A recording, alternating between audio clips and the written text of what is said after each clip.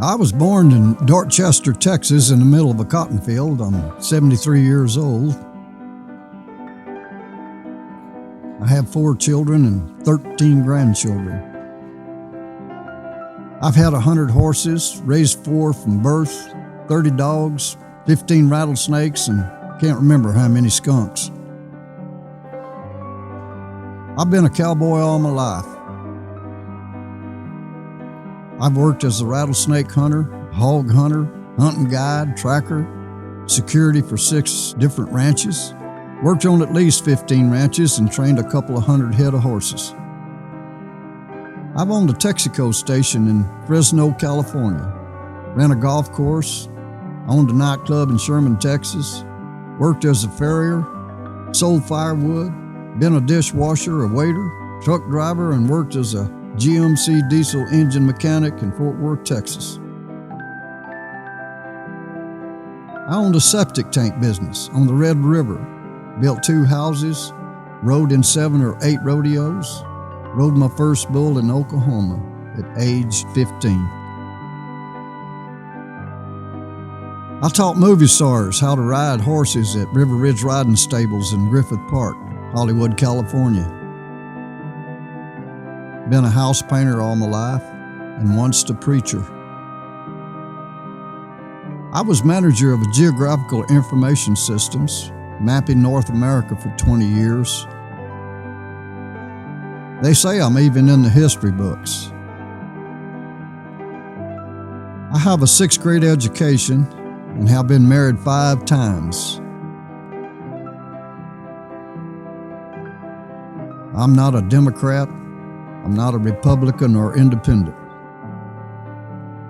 I'm an American. I've lived a million lifetimes. Try on one of the hats on this table and see how you look in the mirror.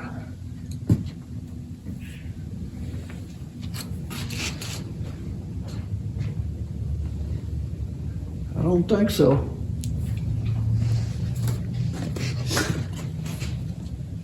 Yeah, that looks good.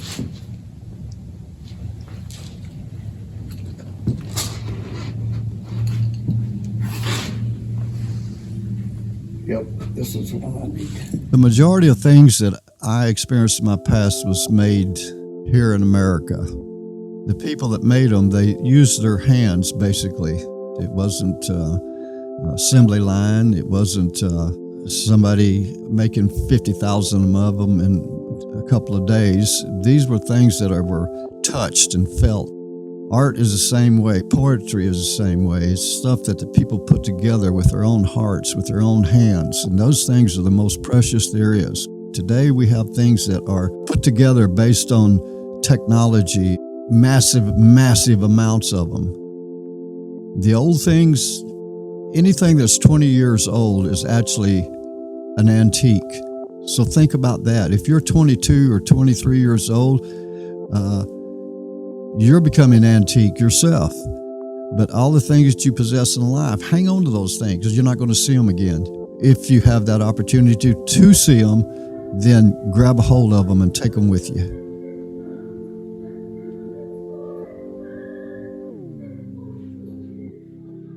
Well, a lot of times we have a lot of things in our past that we don't want to recall or think about. But, if you don't look back, you never know how to look forward.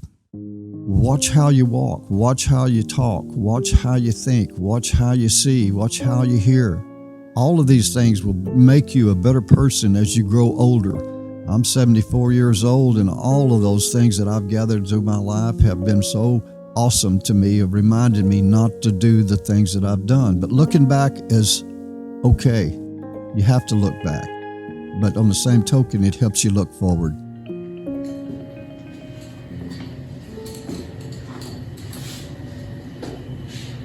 Buttons. Oh, Daniel. Our buttons were cut out of used shelves at factories along the river. Can move at least 2 button factories. So I've dipped. I never thought. Water cooler. Some of the things that I've kept reminded me of how stupid I was when I was young. And those things are also very precious. You know, your frontal lobe fully develops when you're 27 years old. That's just your decision-making part of your brain. But when you start feeling of these things in the past that bring back these memories of the bad and the good, you start remembering, well, I don't ever want to do that again. Horsefly net for horses. We used to use them back in Oklahoma. Call that a big record player. The things that we make our memories out of today are plastic. I don't want you to think that what you do today and the things that you hold on to are not good for you, are not precious to you, but... Well, this is a lot of music and radio stations on these things. When I was a kid. They're not going to be here. 1954, 1947, 1979. The older things that were made hundreds of years ago, they're still here. The good things about the things that you find that are old, it makes you realize that you have the ability and the concept in your heart and your mind to help other people look at the things that in their past and remember, wow, this reminds me how strong I was in my heart or in my mind or in my flesh, or how weak I was. So hang on to these things and help you think about the past and about the future.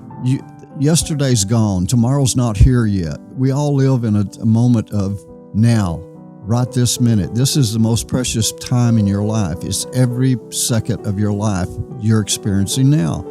All of those things in the past, they bring those things back to you so you don't go back to them, good or bad. The same thing with the future. We have no idea what the future is or what it's going to hold the next second or the next 10 seconds. So stay with the things that you experience now, but grab a hold of the past and look toward the future.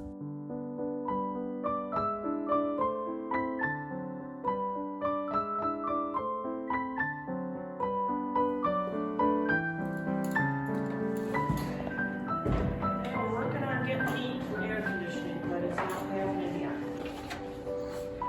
Thank you, ma'am. Oh, yes, thanks for coming.